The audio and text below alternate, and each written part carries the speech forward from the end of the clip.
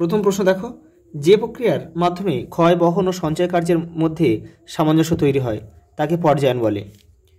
প্রবাল উত্তাল জলরাশি যখন নিচে নেমে আসে তখন তাকে ক্যাটারাক্ট বলে। পরেরটা দেখো, পার্বত্য হিমবাহের পৃষ্ঠদেশে সৃষ্ট গভীর ফাটলগুলিকে বলে ক্রেভাস। জিওট্রপিক বায়ু প্রবাহিত হয়, দেখো অপশন ক, ট্রোপোস্ফিয়ারে। বায়ু মধ্যস্থিত জলীয় বাষ্প যে উষ্ণতায় সম্পৃক্ত হয় তাকে কি বলে? শিশিরাঙ্ক বলে। উষ্ণ সমুদ্রস্রোত ও শীতল সমুদ্রস্রোত যেখানে মিলিত হয় তাকে হিমপ্রাচীর, তাকে বলে হিমপ্রাচীর। পরেরটা দেখো, 1.7, ল্যান্ডফিল থেকে উৎপন্ন হয় মিথেন। ভারত থেকে প্রেরিত কৃত্রিম উপগ্রহ হল IRS। নিম্নলিখিত রাজ্য ভেঙে তেলেঙ্গানা রাজ্যটির সৃষ্টি হয়েছে। দেখো, অন্ধ্রপ্রদেশ। ভারতে পশ্চিমী ঝঞ্ঝা দেখা যায় শীতকালে। ল্যাটেরাইট মৃত্তিকা দেখা যায় পশ্চিমঘাট পর্বতের পশ্চিম ঢালে। উত্তরে শ্রীনগর থেকে দক্ষিণে কন্যাকুমারীকে যুক্ত করার দ্রুতগামী সড়ক যোগাযোগ পরিকল্পনার নাম হলো, দেখো অপশানগুলো, ওটা হচ্ছে উত্তর দক্ষিণ হবে। উত্তর দক্ষিণে যে এটা রয়েছে উত্তর দক্ষিণ, এটা মধ্য রয়েছে উত্তর মধ্য, এটা কিন্তু উত্তর দক্ষিণ হবে। শ্রীনগর থেকে কন্যাকুমারী পর্যন্ত যে করিডরটা সেটাই কিন্তু হবে, এটা NH 44। এটা কিন্তু মধ্য হবে না, এটা দক্ষিণ হবে। এটা দেখো, ভারতের কেন্দ্রীয় কফি গবেষণাগার অবস্থিত কর্ণাটকের চিকমাগালুরে। পশ্চিমবঙ্গের সর্বাধিক গুরুত্বপূর্ণ তথ্য প্রযুক্তি শিল্পকেন্দ্র হল সেক্টর 5 সল্টলেক। দেখো শুদ্ধ অশুদ্ধ দিয়েছে। বারখান বালেরি থেকে শিব বালেরি তৈরি হয় বা সৃষ্টি হয়, এটা শুদ্ধ। লিখবে, ঠিক যেমন নির্দেশ দেবে ঠিক তেমনভাবেই করতে হবে কিন্তু। ওজোন স্তরকে প্রাকৃতিক সৌরপর্দা বলে, এটাও শুদ্ধ। ভূমধ্যসাগরীয় অঞ্চলে সাধারণভাবে গ্রীষ্মকালে বৃষ্টিপাত হয়, এটা অশুদ্ধ হবে, এটা শীতকালে বৃষ্টিপাত হবে।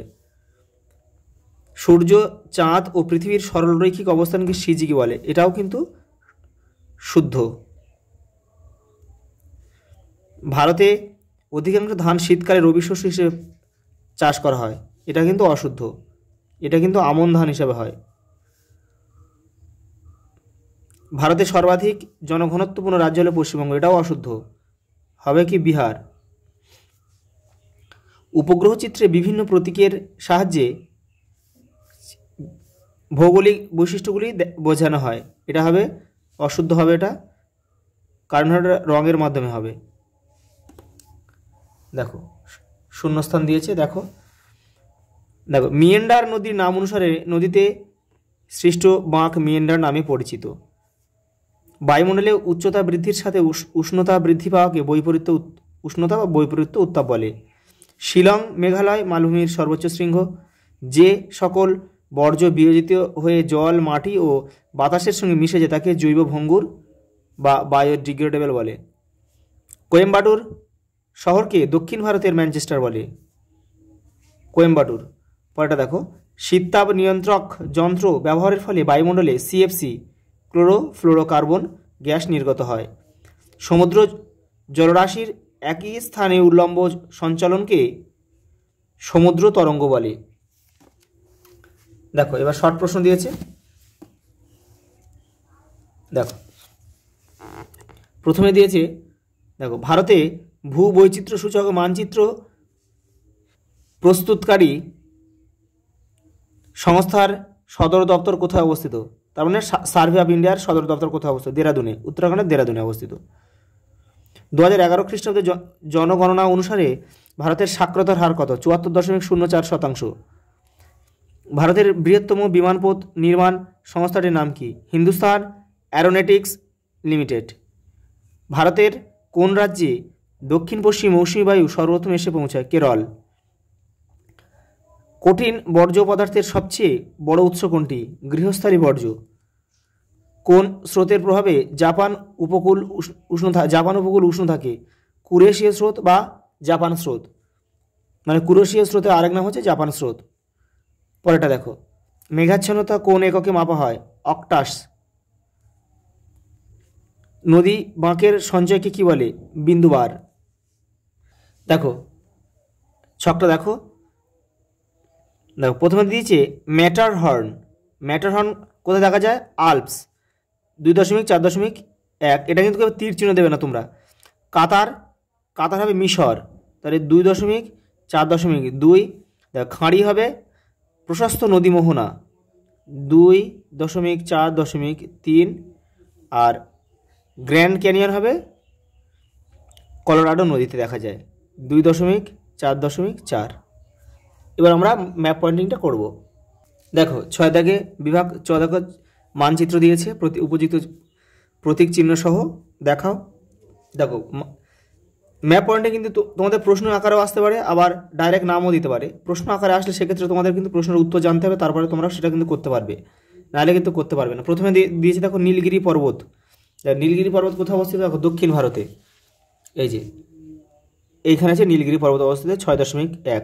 দাগ নাম্বার কিন্তু অবশ্যই দিতে হবে। তাপ্তি নদী দেখো সাতপুরের একদম দক্ষিণে অবস্থিত। দেখো এই যে এটা হচ্ছে তাপ্তি নদী, এই যে খাম্বাদ উপসাগরে গিয়ে পড়েছে। তীর চিহ্ন কিন্তু অবশ্যই দিতে হবে নদীর ক্ষেত্রে, কোন দিক থেকে কোন দিকে গিয়েছে নদীটা, প্রবাহ পথটা দেখাতে হবে। বছরে 2বার বৃষ্টিপাত যুক্ত অঞ্চল তামিলনাড়ুর করমণ্ডল উপকূলে হয়। এই যে দেখতে পাচ্ছ এই জায়গাটা, এখান থেকে এটা হচ্ছে তামিলনাড়ুর করমণ্ডল উপকূল। এখানে মৌসুমী বায়ু ফিরে যাওয়ার সময় কিন্তু ফের আবার কিন্তু এই যে বঙ্গোসাগরের উপর দিয়ে আসার সময় কিন্তু আবার জলীয় বাষ্প সংগ্রহ করে এসে এখানে বৃষ্টিপাত হয়। তোমরা যদি এটা না করতে পারো এখানেও করতে পারো। এই যে এই জায়গাটায় পাঞ্জাব হরিয়ানা কিন্তু এই যে ভূমধ্যসাগর থেকে যে জলীয় বাষ্পপূর্ণ বাতাস শীতের সময় আসে সেটা কিন্তু পশ্চিমে ঝঞ্ঝে এখানে বৃষ্টিপাত হয়। এখানে করলেও তোমরা করতে পারো, নাম্বার পেয়ে যাবে। পরেটা দেখো, ভারতের মরু মৃত্তিকা অঞ্চল একদম রাজস্থানের পশ্চিম দিকে চলে যাও। দেখো এই যে এখানে রাজস্থান অবস্থিত, এই যে এখানেই ভারতের মরু মৃত্তিকা, বা এর আরেক নাম হচ্ছে সিরোজেম মৃত্তিকা বললেও কিন্তু একই হবে উত্তরটা। ভারতের উত্তর ভারতের গম উৎপাদক অঞ্চল, দেখো পাঞ্জাব হরিয়ানা করতে পারো তুমি, উত্তর ভারতে এখানে উত্তরপ্রদেশেও করতে পারো, উত্তরপ্রদেশেও প্রচুর গম উৎপন্ন হয়। এই যে আমরা এই জায়গাটা করেছি, দাগ নাম্বার দিয়েছি। দেখো দাগ নাম্বার কিন্তু অবশ্যই দিতে হবে। 6টা দেখো, উত্তর ভারতের বৃহত্তম মোটর গাড়ি নির্মাণ শিল্প। উত্তর ভারতের বৃহত্তম মোটর গাড়ি নির্মাণ শিল্প প্রশ্ন আকারে দিয়েছে, এটা হচ্ছে গুরগাঁও। গুরগাঁও কোথাও অবস্থিত? হরিয়ানা। গুরগাঁও, দেখো হরিয়ানার গুরগাঁও, এই যে এই জায়গাটা ঠিক এই দিল্লির ঠিক এই যে নিচটায়, এইটা হচ্ছে গুরগাঁও, 6.6। দেখো হলো ভারতের সর্বাধিক জনঘনত্বপূর্ণ কেন্দ্রশাসিত অঞ্চল হচ্ছে দিল্লি, এই যে এই জায়গাটা। ভারতের হাইটেক বন্দর, এই যে ভারতের হাইটেক বন্দর, এটাও কিন্তু হবে কি নবসেবা। নবসেবা এটা হচ্ছে তোমার মুম্বাই মহারাষ্ট্রে অবস্থিত, এই যে এই জায়গাটায় নবসেবা। পূর্ব ভারতের একটি মহানগর, পূর্ব ভারতের একটি মহানগর কি? কলকাতা, এই যে এখানে দেবে একদম এই জায়গাটায়, 6.9। দেখো দক্ষিণ ভারতের একটি আন্তর্জাতিক বিমানবন্দর, আমরা কী করে চেন্নাই করব। দেখো এই জায়গাটায় একদম উপকূলে কিন্তু চেন্নাই, 6.10। দেখো পুরো ম্যাপটা একটু দেখে নাও। আজ এই পর্যন্ত, দেখা হবে পরের ভিডিওতে।